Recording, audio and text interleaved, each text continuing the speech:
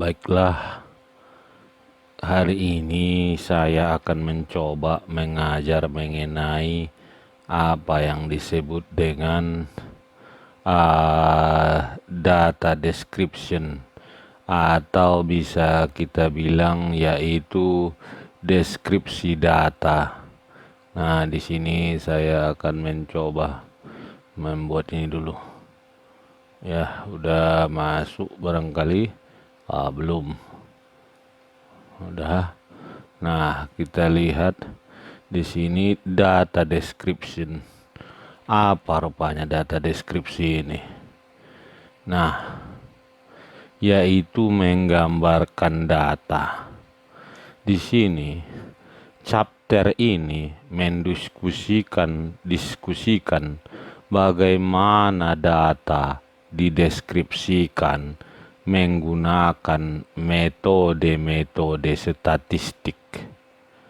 Konsep yang didiskusikan dalam bab ini adalah pengukuran pemusatan, pengukuran variasi, pengukuran letak, data outlier, analisis data eksplorasi, dan selanjutnya ada latihan di akhir.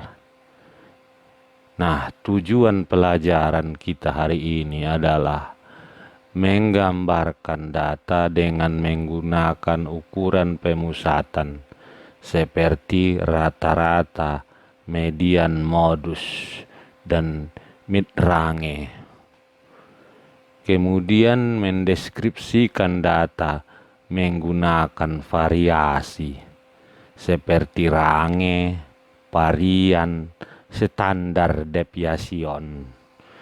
Nah, ketiga, mengidentifikasikan letak data menggunakan berbagai posisi pengukuran seperti standar skor, persentil, desil, kuartil. Nah, yang keempat, mengecek outlier. Yang kelima, menggunakan analisis eksploratori, termasuk di dalamnya menggambar box plot. Nah, selanjutnya kita lanjutkan lagi. Nah, sekarang kita masuk saja ke yang pertama, ini pengukuran pemusatan. Ini. Pengukuran pemusatan disebut central tendency, atau kadang-kadang disebut juga dengan pengukuran rata-rata. Nah, ini mengukur untuk mencari nilai tunggal yang mana memperbolehkan kita untuk memperoleh ide tentang keseluruhan data. Jadi ukuran pemusatan membolehkan kita untuk membandingkan antara dua atau lebih kumpulan data. Nah, ukuran pemusatan ini terdiri dari rata-rata, median, modus, mid-range, rata-rata tertimbang. Nah, kita lihat lagi ya. Nah, kita ingat bahwa populasi itu kecil, tetapi kita menggunakan sampel untuk melihat keseluruhan populasi.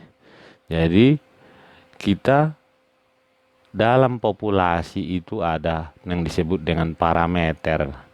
Parameter adalah karakter atau pengukuran yang diperoleh dengan menggunakan nilai semua data dari keseluruhan populasi. Nah, statistik adalah karakter pengukuran yang diperoleh dengan menggunakan nilai keseluruhan data dari sampel spesifik yang dipilih dari populasi yang besar. Nah, kita lihat saja ini ya. Rata-rata, median. Rata-rata atau arithmetic average. Rata-rata aritmatik dihitung dengan menambahkan semua nilai data, kemudian membaginya dengan total jumlah data. Contohnya 3, 2, 6, 5, 4. Maka kita total 3 tambah 2 tambah 6 tambah 5 tambah 4, 20. Kemudian dia berapa jumlahnya ini? 1, 2, 3, 4, 5 dibagi 5. 20 bagi 5 sama dengan 4, itulah rata-rata. Rata-rata dilambangkan dengan X bar. Ini rata-rata ya. Ini X bar untuk rata-rata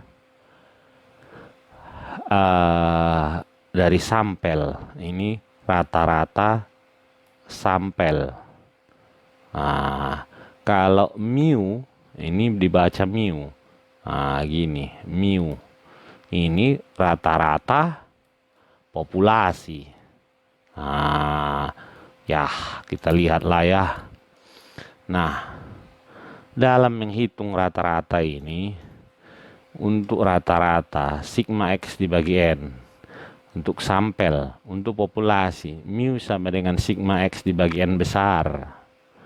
Untuk data, ungroup itu sama dengan data tunggal. Grup data kelompok. Nah, jadi kalau kelompok X bar, sigma F frekuensi dikali X dibagi N. Mu sama dengan sigma frekuensi dikali X dibagi N besar. Untuk data kelompok, Fxm dibagi N. Nah, kita lihat lagi. Nah, sekarang kita lihat contohnya. Berikut adalah skor 11 mahasiswa. Inilah 6791. Nah, karena ini semua disebut raw data atau data mentah, maka rata-ratanya kita total dari sini kemari. Dibagilah, ini totalnya dibagi 11. Karena jumlahnya datanya 11. Maka dilihat di rumus ini 791 totalnya dibagi 11, 71,9. Nah, sekarang itu tadi contoh, ini semua ini menghitung data tunggal. Nah, sekarang kita coba ke data kelompok. Kelompok. Nah, kita kelompokkan lah ya. Nah, bukan data kelompok, ini masih data tunggal.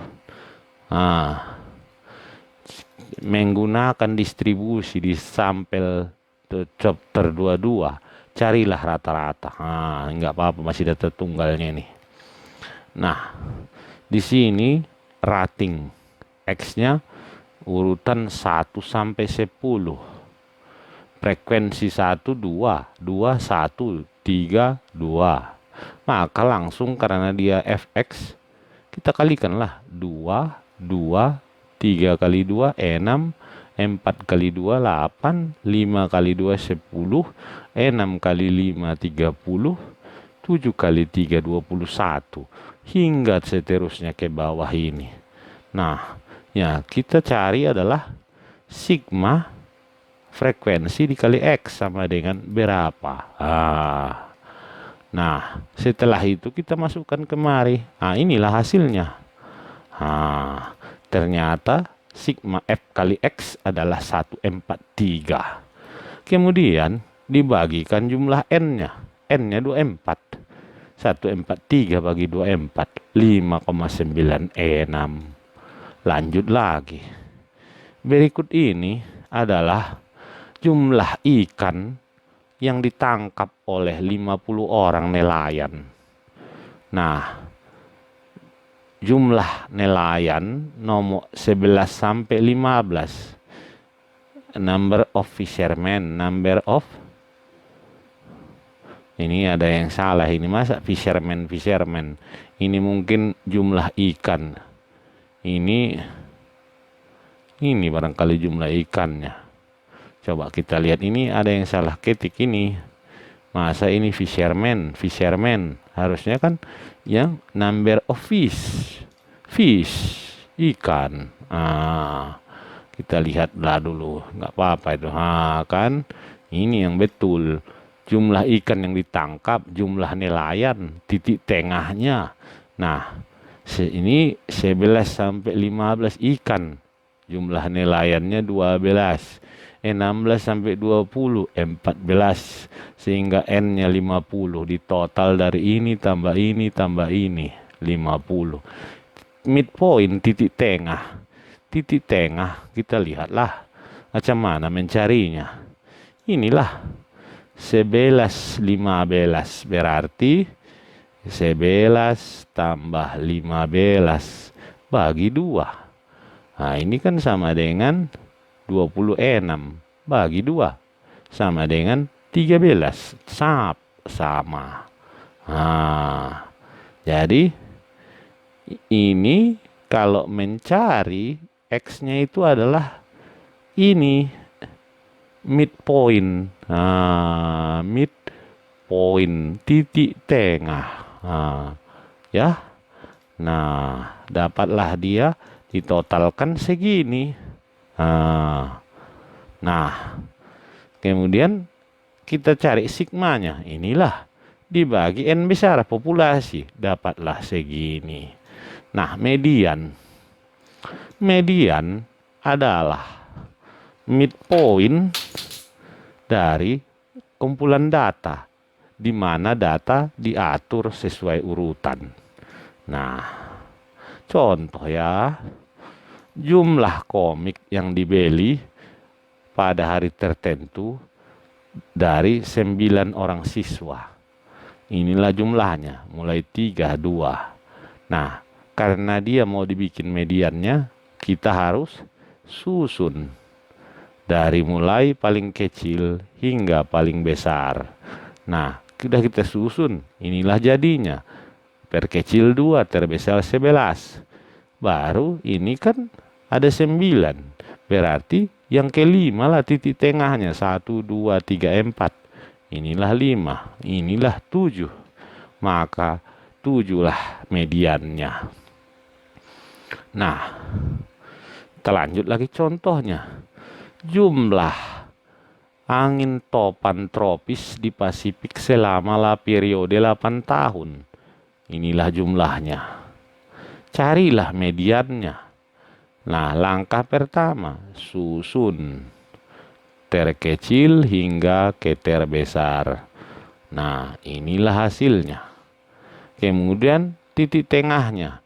Tadi 8, berarti kalau 8 dia kan berarti di tengahnya 1, 2, 2, 3, 4, 5, 6, 7, 8. Di tengah itu di ini. Berarti ini cara mencarinya. Letak data yang keempat ditambah data yang kelima dibagi 2. Nah, ini yang ini. Inilah data keempat dan kelima. Nah, kita lihat dibagi 2-nya lah. Ditambahkannya bagi 2, dapatlah mediannya.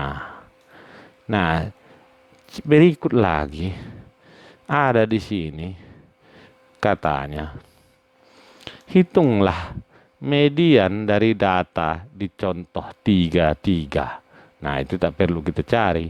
Data 33, contoh 33 yang mana tadi itu? Ini 34, ini contoh 33. Data kelompok berarti ya. Data kelompok berarti kita lihatlah. Pertama katanya cari batas kelas bendaris. Cari frekuensi kumulatif. Cari persentase kumulatif dari masing-masing kelas, di mana persentase kumulatif adalah pembagian frekuensi kumulatif dengan total frekuensi dikali cepek. Maka kita lihat datanya sebagai berikut. Nah, ini tadi. Ini kan datanya 10 sampai 15 aslinya. Begitukah? Tunggu dulu. Kita carilah pelan-pelan pun jadi. Nah, ini datanya 11 sampai 15. Ya, 11 sampai 15. Nah, data aslinya tadi kan 11 ini sampai 15. Batas kelasnya, batas bawahnya 10,5, batas atasnya 15,5. Ini kan datanya 16 sampai 20 pas. Nah, ya kan, batas bawah 15,5. Frekuensinya ini total frekuensi. Baru kumulatif frekuensi. Ini 12. 12 tambah 14, 28, 26. 26 tambah 13, 39. 39 tambah 11, 50. Maka persentase kumulatifnya ini 12 dibagi dengan 50 total frekuensi. 12 per 50 kali 100, 24 dan seterusnya. Sehingga nah, kita dapat menggunakan upper kelas boundaries, batas kelas atas dari nilai X, dan persentase kumulatif sebagai nilai Y kalau menggambarkan grafik persentil. Atau dia mirip juga dengan OGP yang kita pelajari kemarin. Nah, ini dia. Dia jumlah ikan yang ditangkap dengan jumlah nelayannya. Ditarik garis seperti ini, dapatlah grafik persentil. Nah, ketiga, modus. Modus adalah pengukuran ketiga dari ukuran pemusatan. Adalah juga nilai yang paling sering often muncul dalam dataset. Set data hanya memiliki satu nilai yang sering muncul, disebut dengan unimodal atau modus. Ingat aja itu modus. Kalau bahasa Indonesia orang bilang modus. Kalau dua yang muncul, bimodus. Kalau banyak yang muncul, multimodus. Ya kan? Nah, kalau lagi katanya kelompok data tidak ada nilai yang muncul lebih dari sekali, berarti nggak ada modus, no modus. Data kelompok dalam interval kelas. Interval yang merupakan frekuensi tertinggi disebut dengan kelas modus.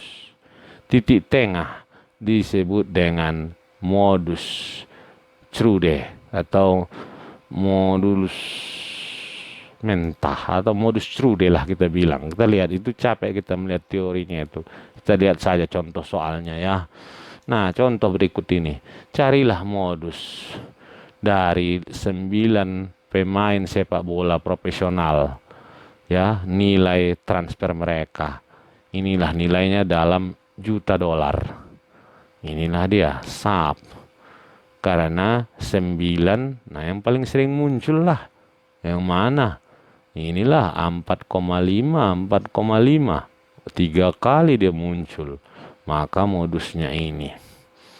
Nah, berikut data yang berikut ini. Data A, data B. Nah, carilah modus dari data berikut. Solusinya, karena nilai masing-masing terjadi hanya sekali, tidak ada modus. Tapi jangan kau bilang modus sama dengan 0. Salah ini ya. No modus, itu saja. Jangan modus sama dengan 0, beda artinya itu. Nah, B. kita lihat karena 45 dan 55 muncul paling sering. Nah, yang untuk B ini ya. Kalau A ini tadi ini no modus. Nah, kalau ini 45, 3 kali 55, 3 kali juga. Maka modusnya adalah 4555. Nah, karena ada 2 angka di sini, ini disebut bimodus. Nah, berikut. Carilah modus dari distribusi frekuensi contoh 3. Nah, kelas modus adalah 16 sampai 20. Frekuensi tertingginya. Harap diingat, dalam banyak kasus pengukuran pemusatan bisa memiliki nilai yang berbeda secara signifikan. Sesuatu harus diukur dengan seksama.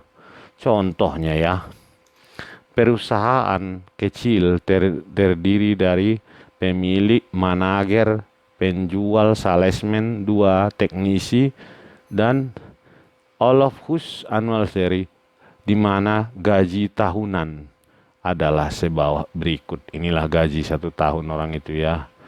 Nah, dalam US dollar tentunya. Owner, manager, salesperson, teknician.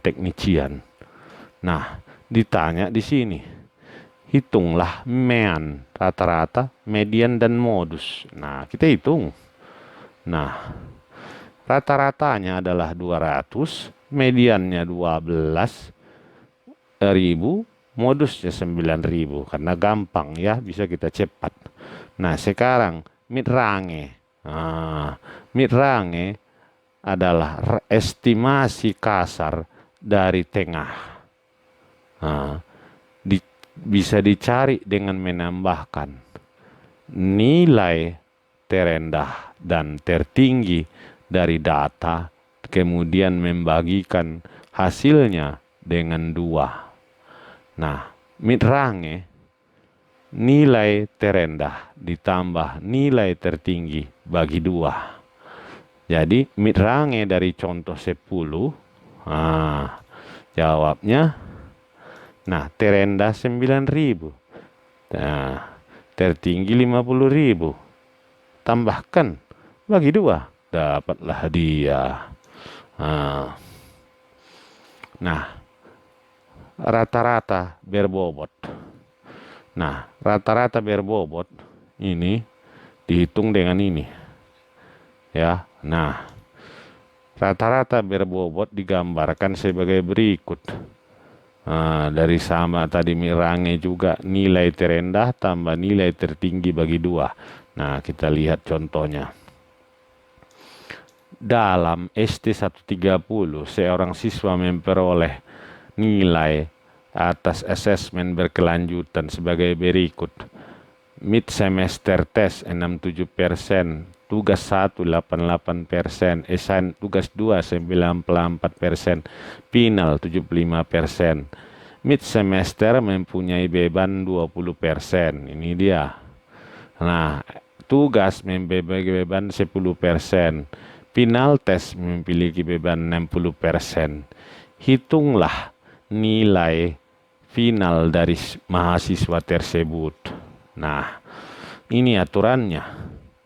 Mid semester, assignment 1, assignment 2, final exam. Bobotnya adalah 20, 10, 10, 60.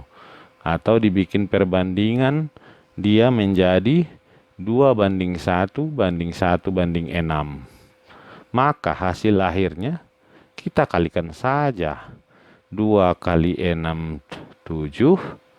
1 kali 8, 8. 1 kali 9, 4. 6 kali 7, 5. Bobotnya ditambahkan, dibagikan dengan bobotnya. Ini dari mana angka 67 ini? Ya dari sinilah nilai persen yang diperoleh anak-anak itu. Sehingga dapatlah kita rata-rata bobotnya adalah 76,6 atau 77%.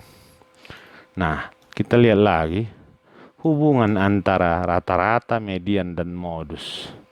Nah, nilai mean, median, modus diketahui, memberikan kita ide tentang bentuk sebuah distribusi frekuensi. Sekarang kita akan mendiskusikan hubungan antara mean, median, modus untuk symmetric, positively, negatively, distribusi skewed, simetrik, positif, negatif. Nah, sekarang untuk distribusi simetrik satu puncak, nilai rata-rata, median, modus adalah sama, terletak di tengah-tengah distribusi. Nah, inilah, lihat, kalau gambarnya ini hanya gunung sebiji saja, ini berarti mean sama dengan median sama dengan modus. Nah, inilah dia gambar ini. Lanjut lagi. Nah, kalau distribusinya skew, ini menceng kok nggak salah bahasa Indonesianya ini, miring ke kanan, nilai rata-rata lebih paling besar, modus paling kecil, median antara mereka berdua. Jadi kalau gini, kita tarik dulu sumbu X-nya,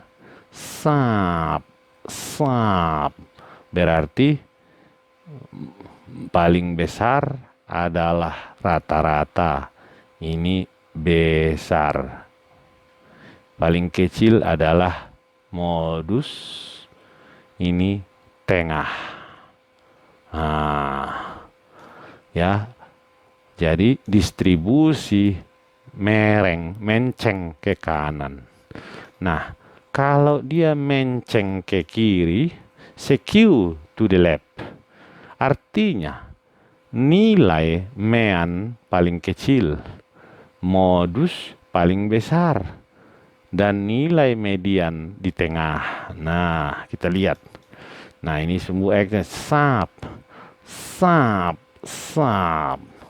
berarti paling besar adalah, mean, modus paling besar, median di tengah, rata-rata paling kecil. Jadi pokoknya kebalikan menceng ke kanan lah, itu saja. Menceng ke kiri, menceng ke kanan. Nah, sekarang pengukuran variasi. Nah, pengukuran variasi sering juga disebut dengan pengukuran dispersi. Apa dispersi? Yaitu penyebaran. Pengukuran penyebaran data. Contoh lah ya. Nah, di sini aku ingin menguji 2 merek cat luar outdoor untuk melihat berapa lama masing-masing cat bertahan sebelum pudar. Hasilnya setelah berbulan-bulan ditunjukkan sebagai berikut. Carilah rata-rata median masing-masing kelompok. Merek A, merek B. Inilah datanya. Nah, dari data tersebut kita lihat untuk A, rata-rata yang disuruh kan rata-rata dan median. Maka rata-ratanya ya tambahkan kemari, bagikan ini. Nah, kita lihat ya kan. Nah, setelah ditambah katanya mean dan median untuk kedua merek adalah 35. Jadi karena mean dan median kedua merek adalah sama, kita tidak dapat menyimpulkan cat mana yang paling baik, lebih baik, dalam menggunakan ukuran pemusatan.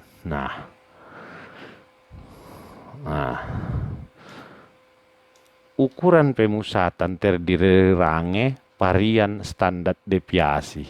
Range atau jangkauan bahasa Indonesianya ini ya, jangkauan.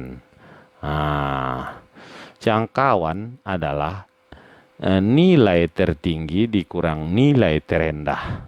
Nah, kita lihat contoh. Carilah range 2 merek cat yang dicontoh di atas. Merek A, merek B, rangenya 50. Merek B, rangenya 20. Karena katanya di sini, karena range merek B lebih kecil, maka dapat disimpulkan merek B lebih terpercaya atau lebih baik daripada merek A. Karena range tidaklah pengukuran variabilitas yang baik jika terdapat nilai ekstrim dalam data. Nah, sekarang varian dan standar deviasi. Varian, standar deviasi. Varian didefinisikan sebagai rata-rata kuadrat dari deviasi. Dari setiap data, nilai setiap data rata-rata dilambangkan dengan ini tau kuadrat. Ini sama dengan varian. Untuk pop, kalau dia S kuadrat, ini juga varian. Varian untuk sampel. Maka rumusnya kita lihat. Sigma X kurang mu pangkat 2 dibagi N. Ini untuk pop, populasi. Ini untuk sampel.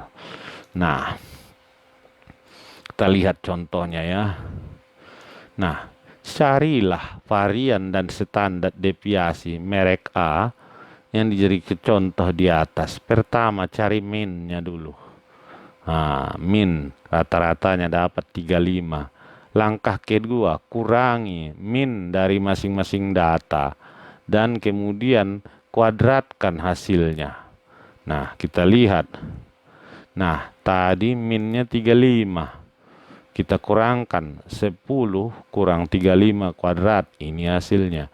60 menjadi 60 kurang 35. Ini hasilnya. Dan seterusnya. Nah, kemudian cari jumlah atau total dari kuadrat. Ya, totalnya ini ya. Jadi kita totalkan. Nah, dari sini sampai kemari totalnya ini 1750. Nah. Ya. Nah, kita lihat lagi. Carilah nilai variannya. Ini rumusnya. To kuadrat. Nah, ini tadi udah kita hitung. Yang ini. 1750 jumlah populasi. Bagikan. Inilah nilai variannya. Nah, standar deviasi. Jadi, ini ya. Varian sama dengan standar deviasi berarti akar dari ini. Jadi kita katakan varian adalah kuadrat dari standar deviasi. Sama dengan juga standar deviasi adalah akar dari varian. Ya kan? Nah, maka di sini standar deviasi cari saja akarnya ini, dapatlah ini. Dari soal tadi itu kita peroleh ya. Aduh, kok lebih kecil ini.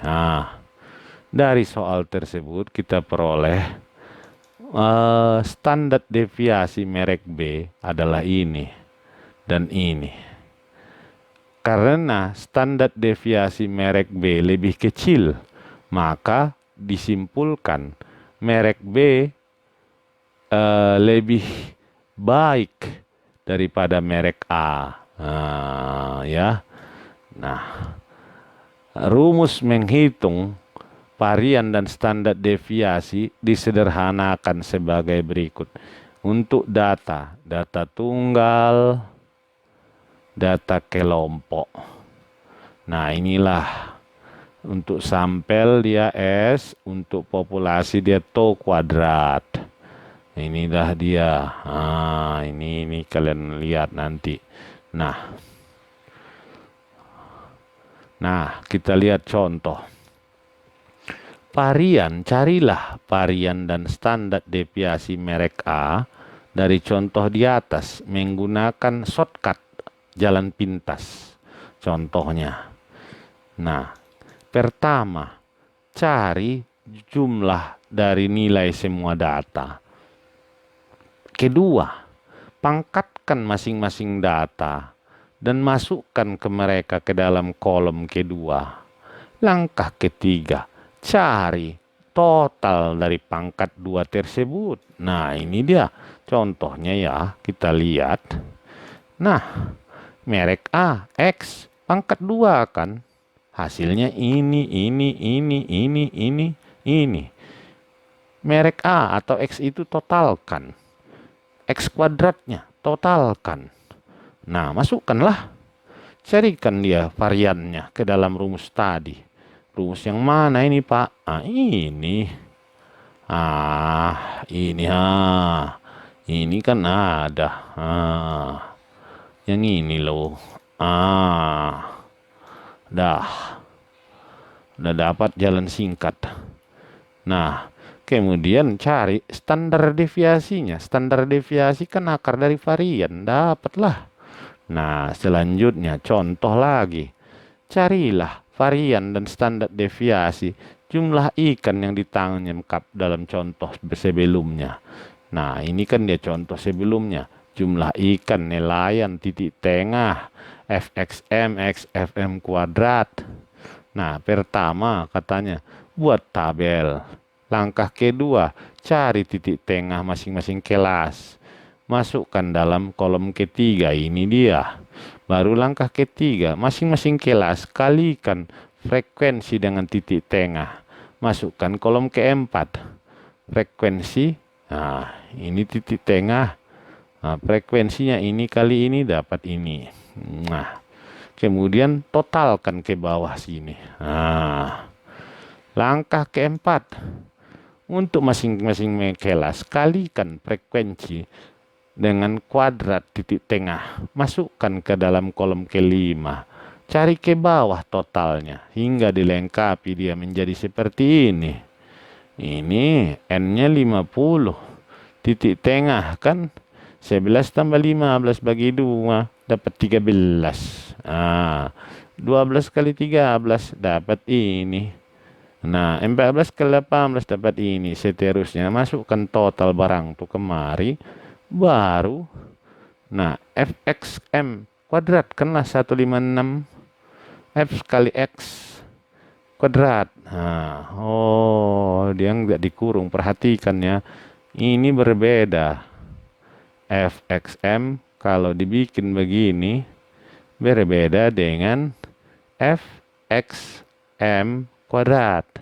Hanya xm-nya ini saja yang dikuadratkan. Berarti 12 kali 13 kuadrat dapat segini. Ini kali ini dapat segini. Totalkan ke bawah, dapatlah. Hingga kita masukkanlah ke rumus. Maka variannya dapat 29,2. Standar deviasi akar varian inilah. Nah, sekarang masuk koefisien varian. Nah, koefisien varian ini barangkali sudahlah dulu. Nanti ku sambung lagi. Nah, ini